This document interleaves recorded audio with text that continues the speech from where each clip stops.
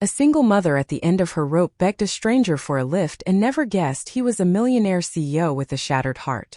The storm hit the city hard. Wind screamed through nearly empty streets, flinging branches across slick, rain-polished asphalt. Streetlights flickered, their dim halos breaking and reforming on puddles that pooled along the curbs.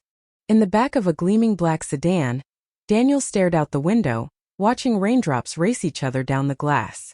The day had been brutal back-to-back meetings, tense negotiations and last-ditch decisions meant to keep his company from collapsing. His shoulders ached with the strain. His thoughts churned with unfinished conversations, looming threats, numbers that wouldn't quite add up. The car turned onto a quieter road. Without warning, the driver hit the brakes. Daniel's jaw tightened. "What is it?" "There's someone in the road, sir," the driver said, pointing ahead. Daniel leaned forward. Through the watery blur of the windshield, he saw her. A woman standing in the middle of the lane, soaked to the skin, clutching a small child to her chest. Her hair stuck to her face, her clothes plastered to her frame.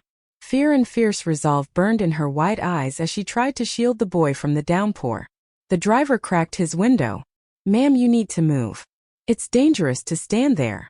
"Please," the woman said, her voice shaking. "I just need a ride. Few blocks. My baby's freezing and we have nowhere else to go." Daniel studied her. Her clothes were worn. Bruises shadowed her forearms. The child shivered violently against her, tiny hands gripping her shirt. The driver hesitated, then shook his head. "I'm sorry. We can't. It's not safe." The woman's shoulders slumped. Her lips trembled as she looked down at her son, pulling him closer. She turned away. The rear door of the sedan opened. "Get in," Daniel said, his voice calm, brooking no argument. The woman whipped her head around. "What?" "I said get in." He gestured to the seat beside him. She hesitated only a heartbeat before hurrying over, climbing into the car with her child still pressed to her. Rainwater dripped onto the leather seats. The driver shot Daniel a questioning look in the rearview mirror, but said nothing and pulled away. Inside, the air was warm but tense. The woman sat stiffly, clothes clinging to her, arms wrapped around the boy. His eyes were closed now, face buried against her chest, seeking heat.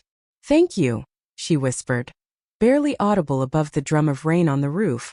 Daniel gave a brief nod, turning his gaze back to the window. "Where are you going?" "Anywhere that's safe," she said. "I don't have a place right now."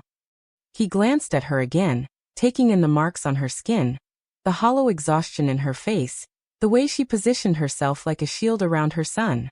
"What's your name?" he asked. "Emily," she answered softly. "And this is my son, Noah." He extended his hand. "Daniel." Her handshake was tentative, her palm cold and damp, but there was sincerity in her grip. The city slid by in streaks of light and shadow. Inside the car, there was only the muted roar of the storm and the soft, uneven breathing of a child slowly warming up. After a few quiet minutes, Daniel spoke again. "Do you have any family nearby?" Emily shook her head. "No. It's just us." He considered that. Something in his expression settled, as if a decision had clicked into place. "You're coming with me," he said. She stared at him, startled. "What do you mean?" "I have a guest house on my property. It's secure. Dry. You can stay there for a while. Until you figure out your next step." Tears gathered in her eyes. She swallowed hard and nodded. "I don't know how to thank you." "There's no need," Daniel replied quietly.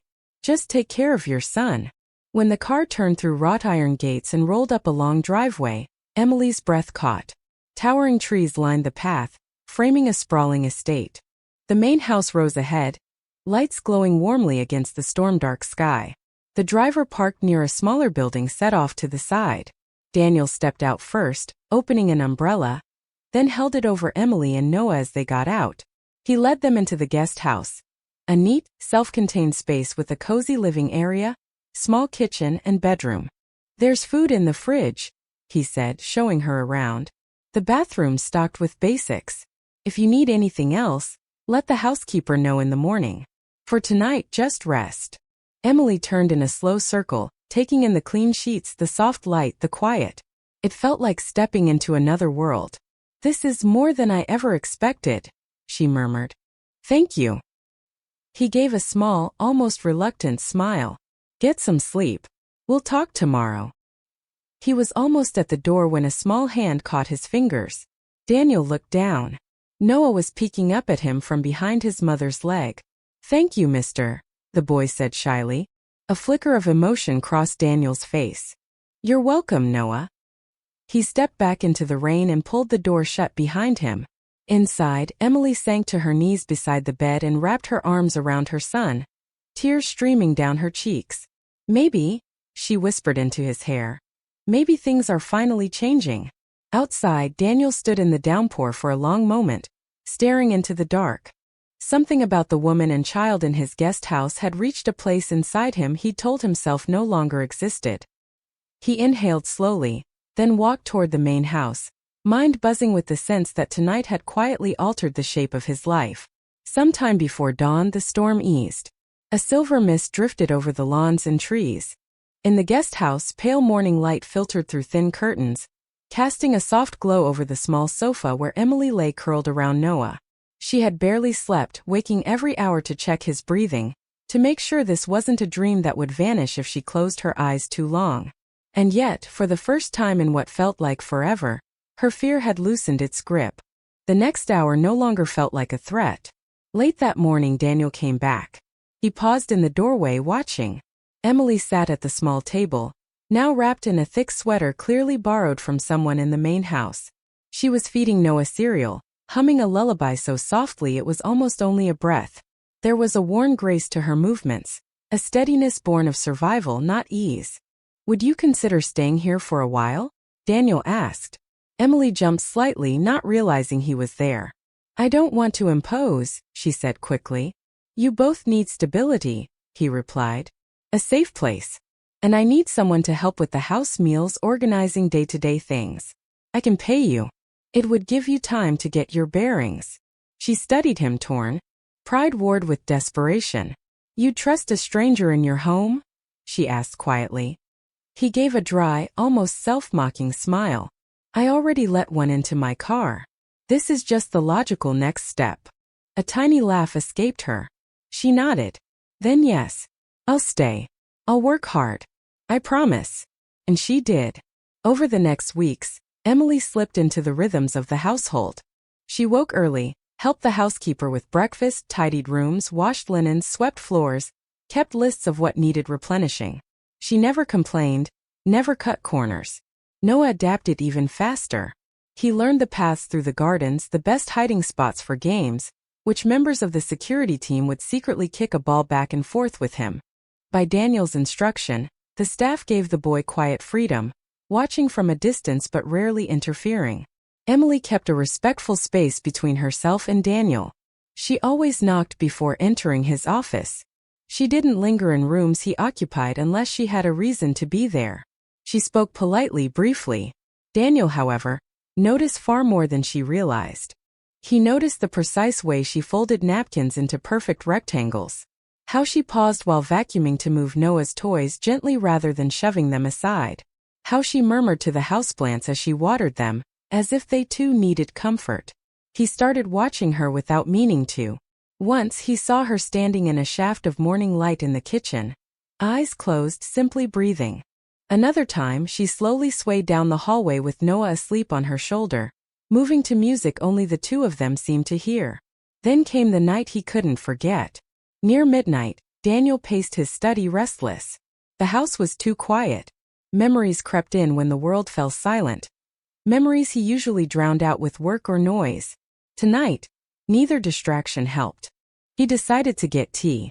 As he stepped into the darkened kitchen, he stopped. Emily sat on the floor, back against a cabinet. Noah curled in her lap under a thin blanket. The stove light cast a mellow halo around them. She had fallen asleep upright, head tilted against the wall. One hand still held a half-folded cloth napkin, as if she'd been working until exhaustion simply closed her eyes. Daniel walked forward quietly. He crouched beside them and gently tugged the blanket higher over Noah. His hand hovered above the boy's cheek for a moment, then shifted to adjust the edge of the blanket over Noah's bare feet. His fingers brushed Emily's hand. She stirred, eyelashes fluttering. When her eyes opened and focused on him, she jerked upright. I didn't mean to fall asleep here," she whispered, careful not to jostle Noah. "He had a bad dream and It's all right," Daniel said softly. "The kitchen's warm. It makes sense you'd stay." She gave a small embarrassed smile, pushing hair away from her face. "I'll take him back to the guest house." "You can leave him here for now," Daniel replied. "Just make sure you rest too." He stood and moved toward the doorway, then glanced back. She was still watching him. In the quiet space between them, lit only by the dim stove light and lined with unspoken things, something subtle shifted. Not named. Not yet. But real. The house began to change. Mornings no longer felt sterile. The air held the scent of cinnamon and coffee. There were soft hums of lullabies drifting in from the garden. Dishes clinked gently in the sink because Emily preferred washing by hand to using the dishwasher. She moved through the rooms with quiet intent, drawing back heavy curtains to let in sunlight, placing small pots of herbs on the kitchen window, baking simple loaves of bread that filled the house with warmth. What had once been immaculate but lifeless began to feel lived in. Daniel, without fully meaning to, stayed home more. At first it was circumstance. A postponed meeting, a call taken from the library instead of the office. Then it became deliberate. He lingered a bit longer at breakfast. He walked past the kitchen when he had no reason to be there. He paused near open windows when he heard Noah's laughter echoing in the garden, as Emily helped him press flowers in the pages of an old book. He learned details he hadn't known he craved. Emily always hummed when she cooked. She tied her hair differently depending on what she was doing. Loose when she baked, pulled tight when she cleaned, in a braid when she worked outside. Noah's laughter suited the marble halls in a way expensive art never had. And every time Emily laughed, really laughed, something deep in Daniel's chest tightened and shifted. Their conversation stretched beyond grocery lists and schedules. They talked about novels, old movies, and the kinds of futures people once imagined for themselves before life intervened.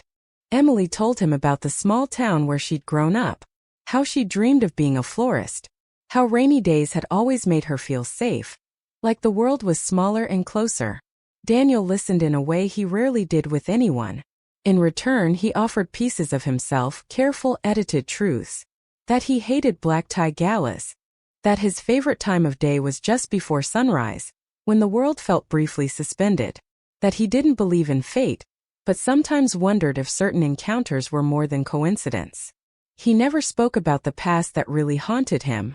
One afternoon, Emily was trimming rose bushes behind the house while Daniel watched from the study window. Noah sat nearby, drawing shapes in the dirt with a stick, occasionally looking up to show his mother something. Emily would smile, tuck a curl behind his ear, and go back to her work. Aches he thought he buried stirred in Daniel's chest. An ache that felt like longing for something he wasn't sure he deserved. That evening, over a simple dinner of roast chicken and potatoes she'd made, they sat alone in the kitchen after putting Noah to bed. "How's work?" Emily asked casually as she poured tea. "The same," Daniel said. "Spreadsheets. Meetings. Headlines." She smiled faintly. "You make it sound thrilling." "It isn't." She leaned back in her chair, studying him. "From the outside," she said slowly, "you look like someone who has everything. The house, the cars, the company. More than most people can even imagine." He waited. "But sometimes," she went on more softly, "you look lonelier than I've ever felt. And I've had some very lonely days." Daniel didn't flinch. He held her gaze but offered nothing. There was no accusation in her tone. Only quiet concern and maybe a plea for honesty. Finally, he said, "Appearances are misleading." He stood, leaving his tea untouched. "I should get back to some calls." She didn't stop him. Later, seated alone in his study with firelight throwing shadows across the walls, her words replayed in his mind. "You look lonelier than I've ever felt." For the first time in a long while, he wondered if his grief, his isolation, was more visible than he'd thought, and if, of all people, Emily had been the one to see through it. Days later, the study door was left ajar. Emily had spent the morning dusting and straightening the room, which was usually off-limits. Today, the housekeeper had mentioned it needed attention, and the door had been left open. She moved carefully among the shelves, wiping down books and organizing scattered papers. Noah trailed behind her, chattering to himself, clutching a toy car. On a low cabinet sat a small wooden model of a house. Its edges were worn smooth. The carving was simple but done with meticulous care. To Noah it looked like the perfect toy. "Look, Mommy," he said, reaching up and lifting it carefully. Emily turned, eyes widening. "Noah, sweetheart, put that." The study door swung fully open. Daniel stepped inside mid-sentence, then stopped. His gaze locked on the model in Noah's hands. His entire face changed in an instant. His jaw clenched. When he spoke, his voice came out sharp, louder than Emily had ever heard. "Don't touch that." Startled, Noah dropped the little house. It hit the floor with a dull thud. His mouth crumpled and he ran straight into Emily's arms, sobbing. She wrapped herself around him on instinct, glaring up at Daniel through a mix of shock and anger. "He didn't mean to," she said, her voice shaking. "He's just a child." Daniel's breathing was rough. He stood there, fists curled, then turned and walked out without a word. That night, after Noah cried himself to sleep, Emily stood outside Daniel's study again, hand hovering over the doorknob. She wasn't sure if she was more driven by concern or by the memory of the pain she'd seen flash across his face. She knocked once gently, then opened the door. Daniel sat on the edge of an armchair, lights low. In his hands was the wooden house, now intact. He traced the roofline as if memorizing it. Emily lingered in the doorway until he spoke, voice low and rough. "It was the last thing they gave me." She stepped closer, saying nothing. "My parents had it made when I got into college," he continued, staring at the little house. "They said it was a symbol. Build something that lasts, Daniel. That's what they told me." His mouth flattened into a thin line. "They died 2 weeks later. Drunk driver. Car crash." Emily's breath caught. "I was supposed to have dinner with them that night," he said, voice even quieter. "I canceled. I had a meeting. I thought there would be more time." He blinked hard. There wasn't. Emily slowly sank to the floor beside his chair, folding her legs under her. The silence that followed wasn't empty. It was truthful. "I'm sorry," she whispered. He gave a tiny nod, the kind that acknowledged grief too deep for explanation. "I wasn't truly angry at Noah," he said after a moment. "I was terrified that something so fragile could be broken again. Maybe that makes me weak. Or just not ready." She laid her hand over his. "It makes you human," she said gently. He looked at her, then really looked. At the woman who had lost so much and still kept going. At the mother who had walked into a storm to protect her child. For the first time since she'd arrived, Daniel let her see the man beneath the armor, made of memory and fear and a desperate need to hold on to what little he had left. They didn't speak further. They just sat together on the study floor. Two people who carried different scars, quietly learning what it might mean to start again. The days that followed moved with a delicate, almost tentative grace. There were no grand declarations. No sudden confessions. But something between Daniel and Emily had undeniably changed. Their eyes met more often and held a little longer. Silence between them felt less like emptiness and more like shared understanding. Even Noah seemed to sense the shift. He slipped his small hand into Daniel's without hesitation when they walked in the garden. During movie nights, he would burrow between them on the couch as if that space had always belonged to the three of them. Soft, unplanned smiles began to appear on Daniel's face. When Emily laughed, when Noah presented him with a crooked crayon drawing of our family. When he came home and found them baking together, flour on both their noses. He still didn't talk about the future. But for the first time in years, the present felt enough. Then came the knock at the gate. It was a quiet Saturday. Emily and Noah were in the kitchen baking banana bread.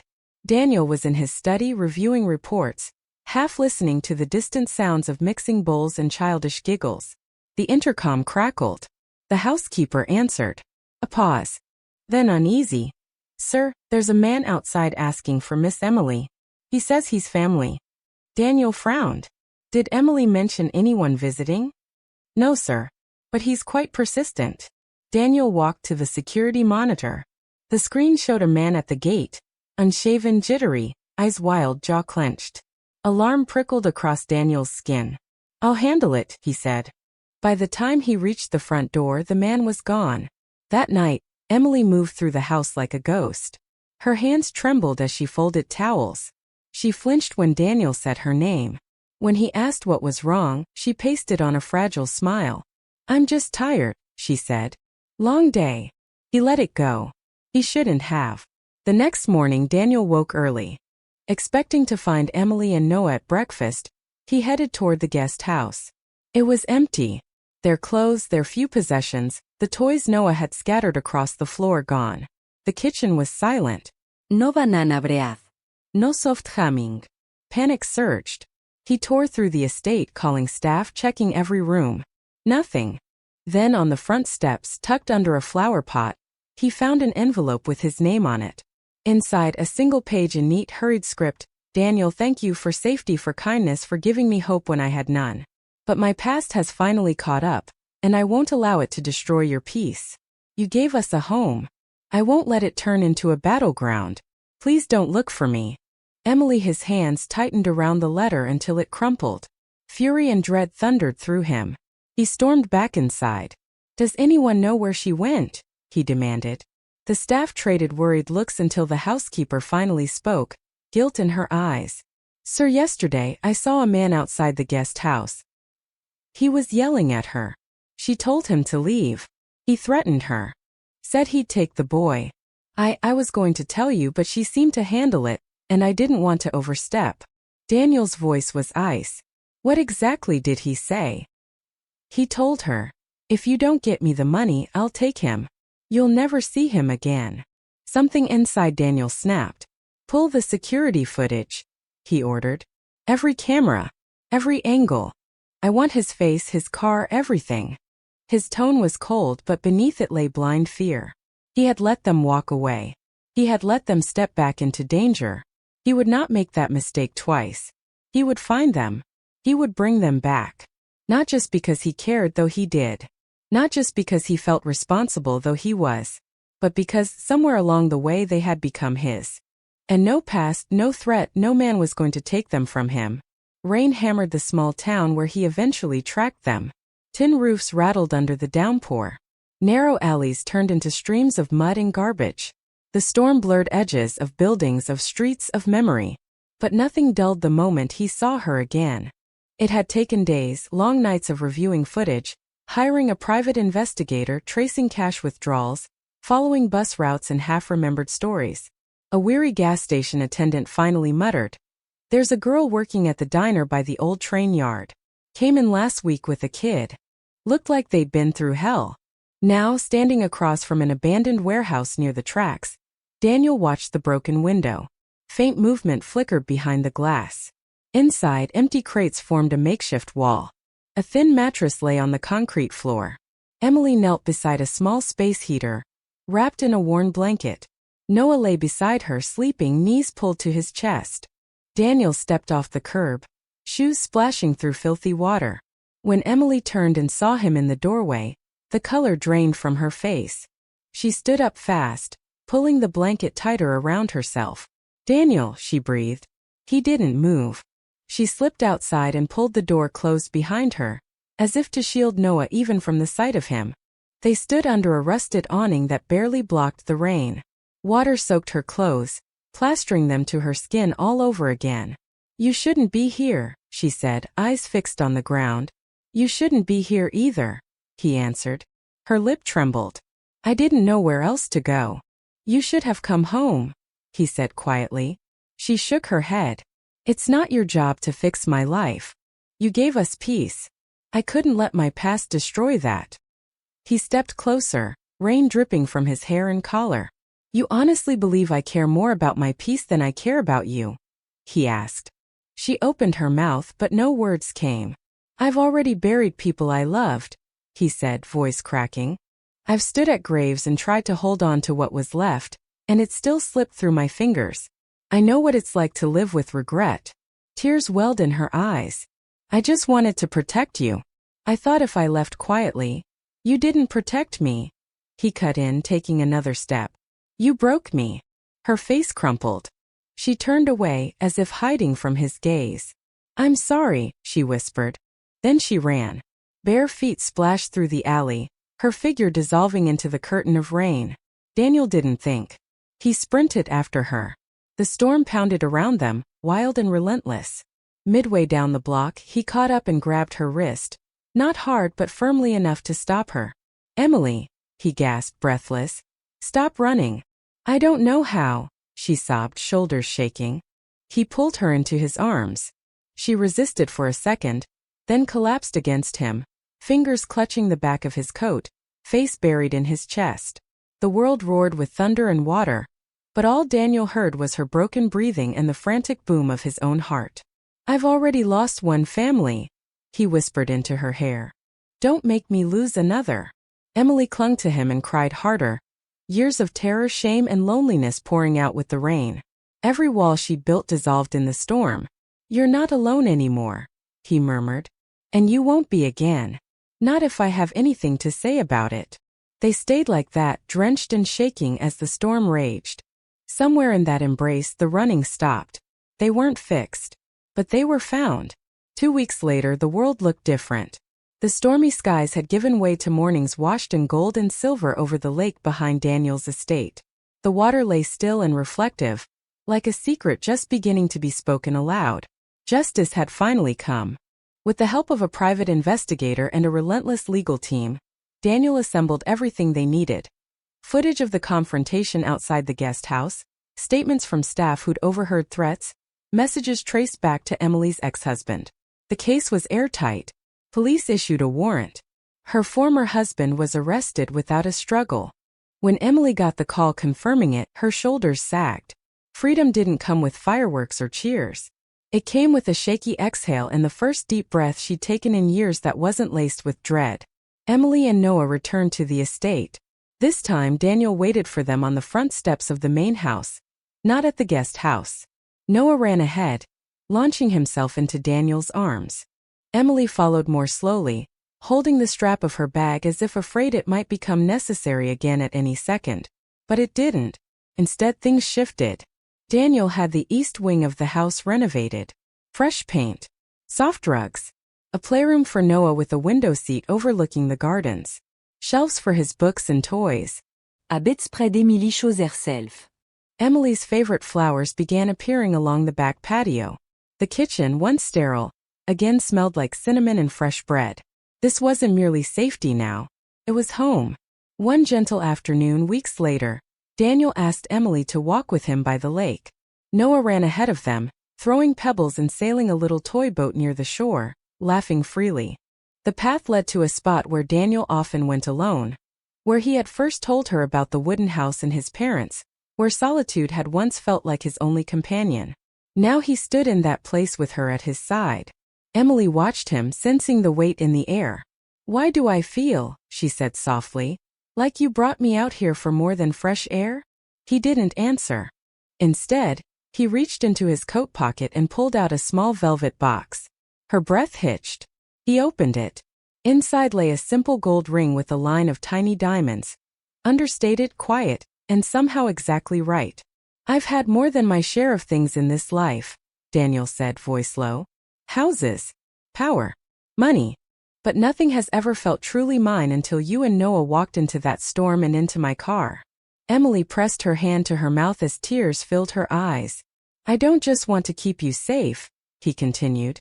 "I want to grow old with you, to build something that lasts, something my parents would have been proud of. A family, not out of obligation but by choice. Out of love." He sank to one knee on the path. "Emily," he whispered, "will you marry me?" Tears spilled over. She nodded, overwhelmed. "I never thought I deserved happiness," she said, voice unsteady. "I always believed love was for other people. But you," she reached out, fingertips trembling as they traced his cheek, "you made me believe I might be worthy after all." He slipped the ring onto her finger. She laughed and cried at once as he stood and pulled her into a kiss. Sunlight danced across the lake, framing them in gold. From the shoreline, Noah shouted, "Did Mommy say yes?" Emily broke away, laughing. "I did." Daniel wrapped an arm around her shoulders, and the three of them walked back along the water toward a house that no longer felt cavernous and hollow. It was filled with footsteps, with voices, with love. The garden glowed that afternoon, bathed in the warm light of sunset. Lanterns hung from the trees, their soft gleam flickering like captured stars. Rows of wooden chairs lined the flower beds, blossoms open and bright as if bent toward the moment about to unfold. The wedding was small. Only the people who mattered were there. Close friends, a few staff members who had become family, and the minister who had known Daniel since before the world had grown so heavy upon his shoulders. It wasn't a spectacle. It was an act of healing. Emily walked into the garden barefoot, her dress simple and flowing, the pale shade of dawn clouds. She had sewn part of it herself, adding delicate embroidery along the sleeves, a tiny heart hidden inside the hem where no one else could see. To Daniel, she had never looked more beautiful, not because of fabric or design, but because she wore it like a woman who had finally stepped fully into herself. Noah stood beside Daniel at the front, proud in a miniature suit, bow tie slightly crooked, shoes scuffed from playing in the yard moments before. When he saw Emily, he straightened his shoulders and beamed. Soft music drifted through the garden, an instrumental version of the lullaby Emily used to hum over pots and pans in the kitchen. Guests rose. Emily walked slowly up the aisle, every step measured. Her eyes locked on the two people waiting for her. Daniel reached out, and when her hand slid into his, he looked at her with everything he'd never quite managed to say. She smiled up at him, tears already slipping free. "Hi," she whispered. "Hi," he replied, barely holding himself together. Their vows weren't traditional. They were born from late-night talks on the porch, from shared silences, from broken pieces offered and accepted. "I promise to be the safe place you never had," Daniel said, voice shaking. "To stand with you when new storms come. To cherish the ordinary mornings. To love you not because I have to, but because I don't know how not to." Emily took a breath, her gaze steady. "I promise not to run anymore," she said. "To face things with you instead of alone. To believe in us, even when it's hard. You gave me back my voice, my dignity, my joy." Then it was Noah's turn. He climbed onto a small stool, clutching a card he'd written in his uneven handwriting. He read slowly, careful with each word. "Mom used to cry in the dark," he said. "Now she laughs in the sunshine. Mr. Daniel makes her happy and she makes him banana bread. So that's love. I'm glad we're a team now." Laughter and tears mingled among the guests. Daniel wiped at his eyes. Emily pulled Noah close and kissed his forehead. When they were pronounced husband and wife, there was no wild cheering, just soft clapping, damp smiles, and the deep, collective sense that something profoundly right had just been set in place. As the sun slid toward the tree-line, the three of them sat together at a wooden table beneath the open sky. Plates of roasted vegetables, warm bread, and shared jokes moved between them. Candles flickered.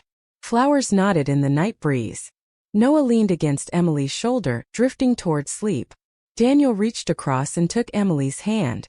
They watched the sky shift through lavender, rose, and gold, the horizon stretching wide and calm.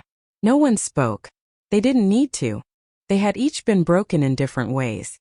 Each had walked through separate storms, but they had found one another on a rain-soaked road, one frightened plea, one quiet act of mercy at a time. They were not perfect. Their scars had not vanished, but they were together. For them, that was everything. As the last light faded over their garden wedding and three hearts beat in unison beneath the lantern glow, we remember that love doesn't always arrive with spectacle. Sometimes it comes as a stranger in a storm, a ride offered, a door opened, a promise whispered in the dark. Emily, Daniel, and Noah showed us that family is not defined by perfection, but by presence. That healing is possible. That sometimes the people we were meant to find appear just when we've stopped believing anyone ever will. If this story stirred something in you, reminded you of the power of kindness, or helped you believe again in second chances, consider joining us at Soul Stirring Stories. We share real, emotional, inspiring tales that remind us. No matter how long the night lasts, love has a way of finding a path through. Thank you for being here. And remember, some stories don't end. They begin right where the tears fall. Soft music swells and slowly fades.